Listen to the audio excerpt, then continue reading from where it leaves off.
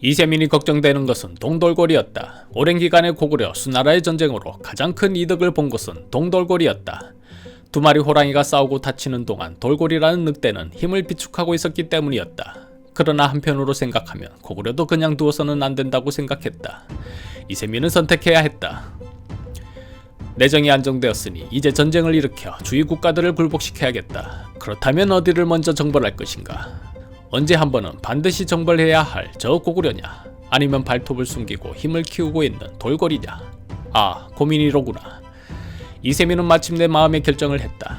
그는 먼저 돌골을 정복하려 마음먹었다. 그래서 고구려를 미리 달랠 필요가 있었다. 돌골을 공격하는 상황에서 만약 고구려가 밀고 들어온다면 걷잡을 수 없었기 때문이었다. 이에 이세민은 사신을 보내 화친을 제의했다. 우리 당나라의 황제 폐하께서는 인자하신 분입니다. 당과 고구려가 서로를 침범하지 않고 평화롭게 살 수 있다면 그 안이 좋겠습니까? 영유왕은 화친을 기꺼이 수용하고 우호 외교 관계를 조성했다. 이는 자연스럽게 친당 정책으로 이어졌다. 하지만 우호 관계를 조성하는 과정에서 고구려는 너무 일방적으로 주었고 굴욕적인 일 또한 서슴지 않았다. 당나라 사신은 고구려에 머물며 크고 작은 정치에 관여하여 대신들을 마치 아랫사람 대하듯 하였다. 고구려 사람들이 변방에서 배우지 않고 무식하게 살고 있으니 발전이 없는 것입니다. 이에 인자하신 황제 폐하께서 우리의 도교를 배우라 하셨습니다. 유명한 도사를 보낼 것이니 좀 보고 배우세요. 영유왕은 흔쾌히 대답했다. 그러지요. 고구려는 도교를 받아들이고 먼저 귀족들과 영유왕이 도교를 배웠다. 사신은 여기서 멈추지 않았다. 고구려는 신하국이 되었으니 마땅히 책봉을 받아야 할 것입니다. 그러지요. 영유왕은 책봉도 거부하지 않았다. 수나라 포로들도 엄연히 당나라의 백성입니다. 양국이 평화협정을 맺었으니 마땅히 송환하셔야 할 것입니다. 그러지요. 강격파 신하들이 의견을 내었다. 폐하, 아무리 친당 정책이라지만 이것은 너무 일방적으로 퍼주는 것이 아닐런지요. 영유왕이 웃으며 말했다. 나라고 왜 굴욕적이지 않고 분노하지 않겠는가? 그러나 나는 내가 이루고자 하는 바가 있다. 그것을 이루는 날까지 나는 분노를 감추고 웃음으로 저들을 대할 것이다. 온건파 신하들이 말했다. 폐하, 기왕의 친당 정책을 하신다면 저들이 요구하기 전에 우리가 먼저 내어주는 것은 어떻겠습니까? 생각해볼 일이다. 영유왕은 급기야 태자로 하여금 장안에 입조시키기에 이르렀다. 이때부터 서서히 민심이 움직이기 시작했다. 전국의 대학생들이 반발했고 젊은 장수들로부터 불만이 쏟아져 나왔다. 수나라 백만대군을 모두 물리친 동방의 호랑이가 어찌 하루아침에 겁먹은 이리 새끼가 되었는가? 대고구려가 오랑캐에게 책봉을 받다니 이게 무슨 수치인가? 고구려 땅의 천종상은 다 무엇인가? 여기가 당인가? 고구려인가? 영유왕은 들끓는 민심에 골머리를 앓았지만 친당 정책을 멈추지 않았다. 이쯤 되자 당태종 이세민은 고구려가 이제 안심할 수 있다고 판단하였다. 그리고 630년 대대적으로 동돌골을 기습 공격하였다. 돌골은 급히 고구려에 구원병을 요청하였다. 우리 돌골이 무너지면 다음은 고구려일 것입니다. 우리가 이와 입술의 사이가 되어 당을 견제한다면 그들은 우리를 함부로 하지 못할 것입니다. 급히 구원병을 보내주십시오. 영유왕은 무겁게 고개를 저었다. 우리 고구려와 당은 일찍이 평화관계를 약속했다. 구원병은 없을 것이니 썩 물러가라. 그 말을 믿으십니까? 돌골 다음엔 고구려의 힘을 지혜로운 태왕께서 어찌 모르신단 말입니까? 그만 물러가라 했다. 당나라가 작심하여 공격하고 고구려의 도움조차 없자 돌골은 순식간에 무너졌다. 이 공격으로 돌골왕 힐리가안이 생포되고 동돌골은 멸망하기에 이르렀다. 동돌골이 멸망하자 이연은 손수 비파를 뜯고 당태종 이세민이 밤새 춤을 추며 기뻐하였다. 이 소식이 고구려에 전해지자 온건파 신하들이 간하였다. 폐하, 마침내 당나라가 돌골을 정복했다고 합니다. 마땅히 우리가 승전을 축하해야 하지 않겠습니까? 어지간한 영유왕도 이젠 두려워하며 말했다. 또 무엇을 주자는 것인가? 폭력도를 주는 것이 어떻겠습니까? 그리 된다면 두 나라의 관계는 더욱 돈독해질 것입니다. 영유왕이 혀를 내두르며 걱정하였다. 폭력도는 나라의 국가기밀이 모두 담긴 지도다. 그것을 내놓는다는 것은 알몸을 드러내놓는 것과 같은데 너무 앞서가는 것이 아닌가? 온건파 신하가 웃으며 말했다.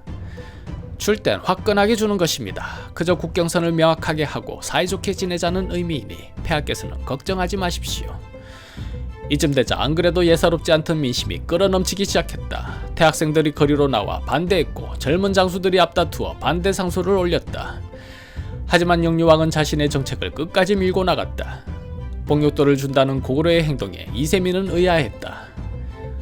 돌골 다음엔 저 고구려를 정벌하려고 마음먹고 있었는데 이것 뜻밖에도 영유왕이 너무 저자세로 나오는 것이 아닌가. 이러면 공격할 명분이 안 섰는데.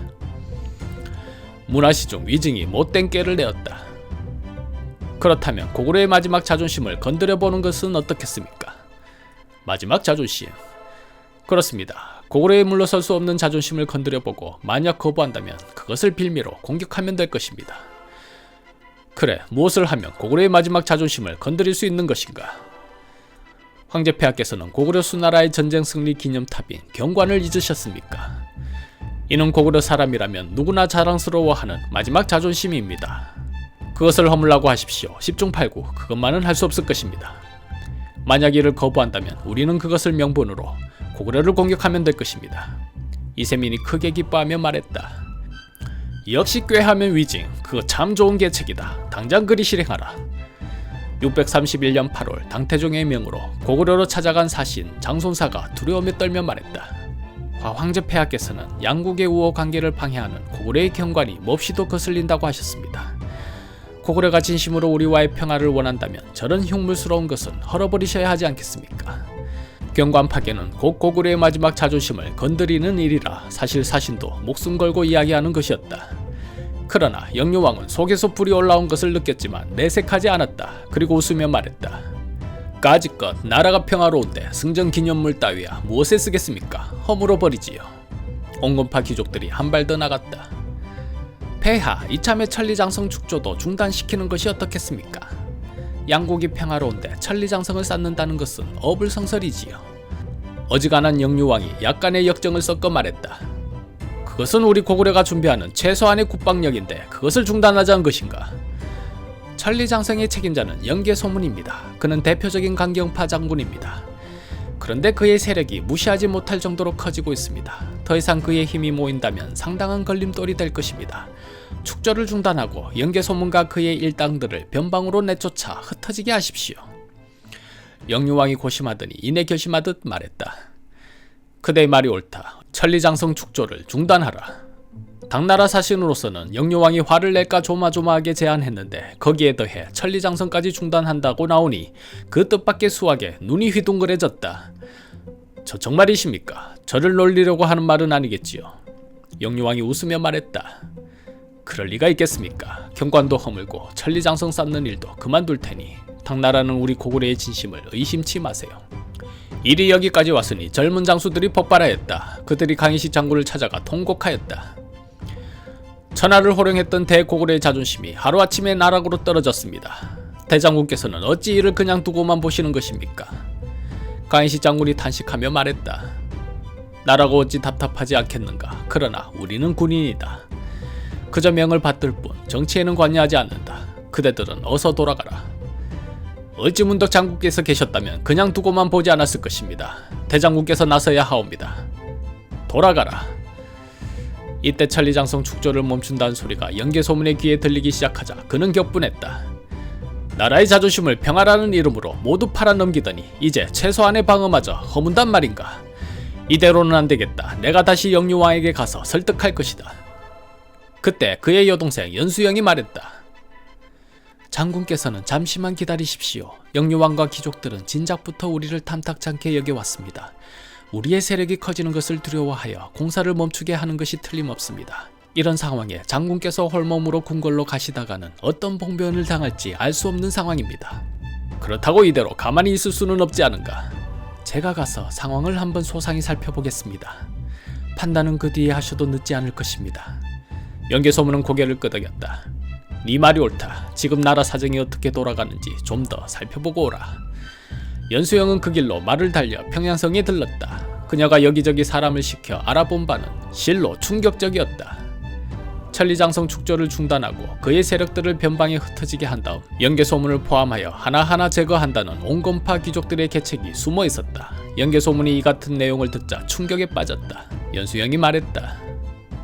장군께서는 이제 결단을 내려야 합니다. 이대로 가다가는 우리 가문이 멸문되는 것은 둘째치고 나라가 망할 지경입니다. 연개소문이 잠시 생각에 잠기더니 이내 결심하듯 말했다. 참을 만큼 참았다. 많은 장수들이 그토록 상소를 올려 가나였으나 영유왕은 귀를 막고 모든 것을 독자적으로 행동하니 더 이상은 이대로 둘 수가 없다. 내 직접 나서 모든 것을 바로잡을 것이다. 뜻이 서셨으니 계책을 세우셔야 합니다. 왕궁을 지키는 군사는 우리보다 많습니다. 그래 수영아, 어찌하면 좋겠느냐. 연수영은 누가 들을까 은밀하게 계책을 말하니 연개소문의 얼굴이 금세 밝아졌다. 그거 좋은 계책이다. 그렇게 한다면 저들의 힘을 분산시키고 한 번에 제압할 수 있을 것이다. 그날 이후 연개소문은 고구려의 주요 귀족 100여 명에게 사열식 초대장을 보냈다. 귀족들이 의아해하며 저들끼리 논의했다. 연개소문이 우리를 초대한 까닭이 무엇이겠습니까? 한 사람이 대수롭지 않다는 듯 웃으며 말했다. 아마도 천리장성 축조의 중단을 막아달라는 접대성이 아니겠습니까? 그렇다면 한번 가보십시다. 그가 뭐라고 하는지 궁금하기도 합니다. 연개소문을 제거하려고 갖은 꾀를 생각했던 귀족들이 방심을 한 탓일까? 그들은 연개소문의 계책을 알아채지 못했다. 아무런 의심도 없이 사열식에 앉아있으니 갑자기 사방의 문이 닫혀버렸다. 놀란 귀족 중 하나가 물었다. 갑자기 문은 왜 닫는 것입니까? 연개소문은 대꾸도 하지 않고 들고 있던 잔을 던지자 그 신호로 숨어있던 병사들이 사방에서 달려나왔다. 꼼짝없이 연개소문의 병사들에 사로잡혔다는 생각이 들자 귀족들이 할 수 있는 일은 그저 살려달라 애원하는 것뿐이었다. 살려주십시오 장군. 뭔가 오해가 있는 듯합니다. 연개소문이 그들의 죄명을 하나하나 열거하며 꾸짖었다. 너희는 나라의 영광과 번영은 생각하지 않고 오직 자신들의 배를 채우는 데만 급급하였다. 급기야 영유태왕의 눈과 귀를 가리고 백성들을 속여 평화를 운운하며 나라를 팔아 넘기는 일도 서슴지 않았다. 너희는 수나라와의 전쟁 때도 한결같이 항복을 주장했고 결국은 실천으로 옮겼다. 그뿐인가 당이 세워지자 나라의 온갖 것들을 바치고 고구려 땅에서 적군의 위령제를 지내는 등 고구려의 민심을 희롱하였다. 도교를 받들더니 영양태왕으로 하여금 책봉을 받는 치욕까지 서슴지 않았다. 너희는 거기서 그치지 않았다. 언제 우리 고구려를 칠까만 고민하고 준비하고 있는 당나라에 봉육도를 주었다. 봉육도가 무엇인가? 나라의 모든 것이 담긴 지도이다. 당나라에 지도를 넘긴다는 것은 나라를 팔아먹는 것과 무엇이 다른가? 그것도 모자라 고구려의 마지막 자존심인 경관마저 허물어버렸다. 내가 나열한 것만으로도 너희들은 100번 주고 마땅한데 어찌 살기를 바라겠느냐? 그 죄의 무거움을 가늠하여 살생부를 적어두었으니 호명하는 자는 앞으로 나와 죄값을 받도록 하라. 연개소문이 부장장수 하나를 눈짓으로 불렀는데 그가 철퇴를 어깨에 메고 마당 한중간에 떡하니 버티고 섰다. 그 모습이 너무 공포스러워 오줌을 지리는 자마저 나타났다. 연개소문이 이름을 호명하였다. 이름이 호명되자 병사들이 순식간에 둘러싸 머리끄댕이를 잡고 마치 개 끌고 가듯 끌고 가 마당 한가운데에 내동댕이 쳤다. 장수가 그대로 철퇴를 휘두르니 머리가 터지고 피가 튀어 그 광경이 차마 이루 말로 표현할 수 없을 정도로 잔혹하였다.